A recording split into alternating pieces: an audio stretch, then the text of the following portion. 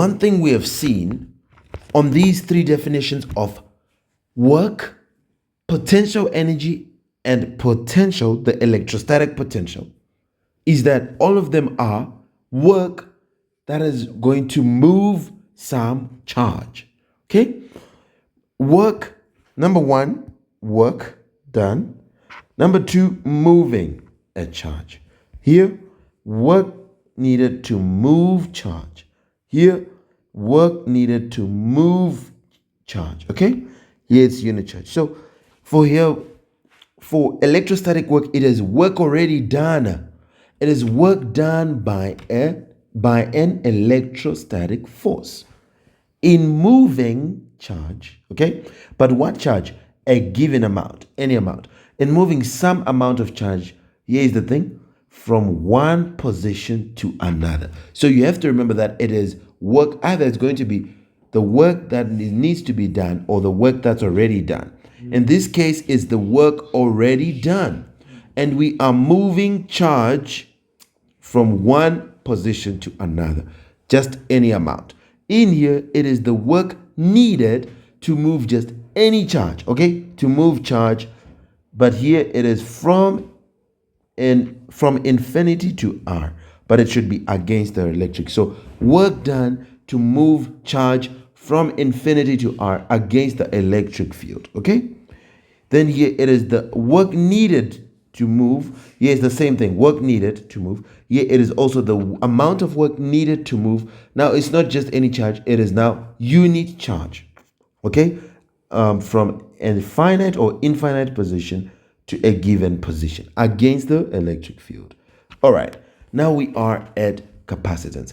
And we kind of talked about capacitance in the last video, and we say that capacitance is the ratio of charge over voltage. So when we say it, we say that capacitance, we're going to say capacitance is the ratio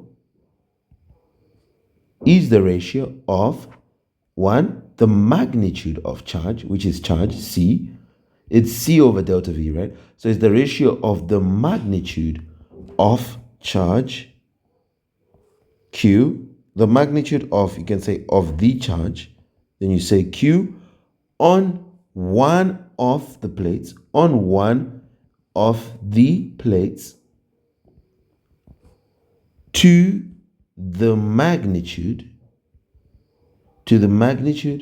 of the potential difference delta V between the plates. Okay, so it is the magnitude, it is the ratio, between the plates. It is the ratio of the magnitude. It's the ratio of the magnitude of charge. Let me make it smaller. Is the ratio of the magnitude of the charge on one of the plates to the magnitude of the potential difference between the two plates. Okay? It is the ratio of the magnitude of the charge on one of the plates to the potential difference between the two plates. And when you put it, you can say C is equal to Q over delta V. Okay? Where C is capacitance. And you can say Q is charge. Okay? Then you can say delta V is now the potential difference. Okay? The potential, you can now say delta V is the potential difference. Delta V is the potential difference between the plates. Okay? Between the plates. And that is what it is. Now here we are at the last thing, and it's defining electric flux. What is electric flux or electrostatic flux? That's the last thing. We said it is the number of lines that pass through an area.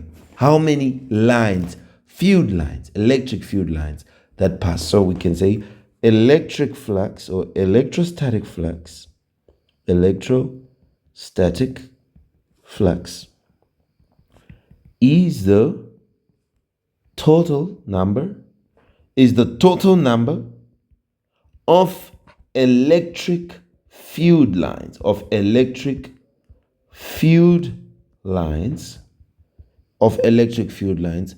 passing through a given surface area. Okay?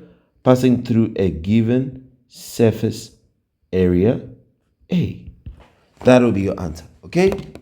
Now, what is it when you give the mathematical thing? You'll say, because they also want the mathematical expression. So you now say flux is going to be EA cos theta. Okay? Where you have this is the flux.